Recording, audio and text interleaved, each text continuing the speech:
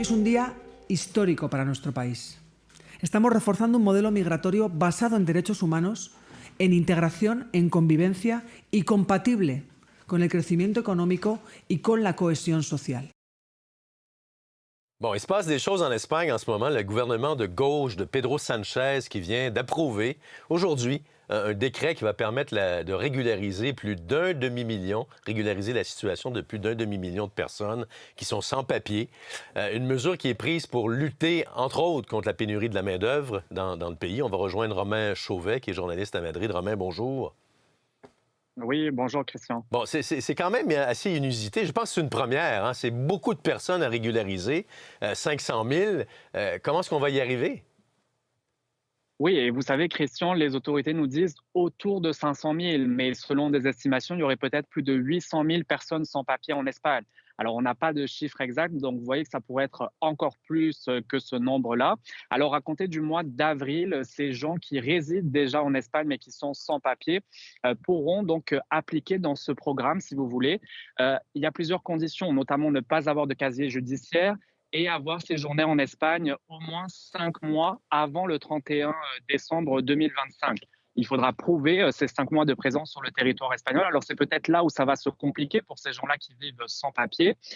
Donc, on va leur donner, si vous voulez, Christian, un permis de travail temporaire d'1 an renouvelable et ils pourront par la suite avoir accès à la résidence permanente ou à la citoyenneté canadienne. Les autorités nous disent que ce processus-là va être très rapide, qu'ils pourront par la suite travailler très rapidement dans n'importe quel emploi partout en Espagne, parce que comme vous le disiez, on veut vraiment pallier à cette pénurie de main-d'œuvre ici en Espagne. Vous savez, la situation économique s'est améliorée ces dernières années, après des années de crise ici en Espagne, entre autres grâce à l'immigration. Donc, on veut vraiment consolider tout cela et également les faire participer au système parce qu'évidemment, ils paieront des taxes une fois qu'ils seront régularisés dans le pays. Et ça, c'est directement lié à ce qui se passe aux États-Unis en ce moment, c'est-à-dire les Latino-Américains qui se voient fermer la porte des États-Unis se dirigent maintenant davantage vers l'Espagne pour réclamer l'asile ou réclamer une terre d'accueil.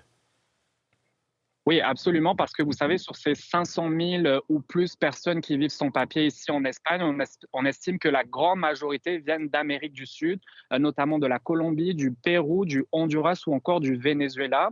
Et j'en ai rencontré plusieurs de ces gens-là, Christian, pour des reportages au cours des derniers mois. On a tout type de profils, des gens latino-américains qui vivaient aux États-Unis, qui par crainte de la police de l'immigration et de toutes les décisions de Donald Trump, ont décidé de par eux-mêmes de retourner dans leur pays en Amérique du Sud pour ensuite venir en Espagne, ou d'autres gens qui vivaient en Amérique du Sud dans leur pays d'origine, rêvaient d'aller aux États-Unis, mais qui ont mis une croix dessus avec tout ce qui se passe en ce moment et donc ont mis plutôt le cap sur l'Espagne ici. Il faut dire que leur arrivée ici est facilitée, Christian, parce que beaucoup me disaient on arrive ici avec, en tant que touristes, ils n'ont pas besoin de visa pour la plupart d'entre eux, donc ils restent 3 mois avec ce cadre-là de tourisme et ensuite ils restent plusieurs mois, plusieurs années sans papier avant de se déclarer ou non auprès des autorités. Ils parlent la même langue également, ce qui facilite l'intégration. Et ils ont une culture également similaire. Donc oui, on voit une augmentation ici en Espagne depuis le retour de Trump à la Maison-Blanche. Donc on troque le rêve américain pour le rêve espagnol. Mais les Espagnols, eux, comment est-ce qu'ils vivent ça, l'arrivée massive des migrants? Je vous dirais que c'est très partagé. Évidemment, ça dépend de certaines régions. Vous savez, aux îles Canaries, par exemple, il y a beaucoup de Latino-Américains qui vont aux îles Canaries.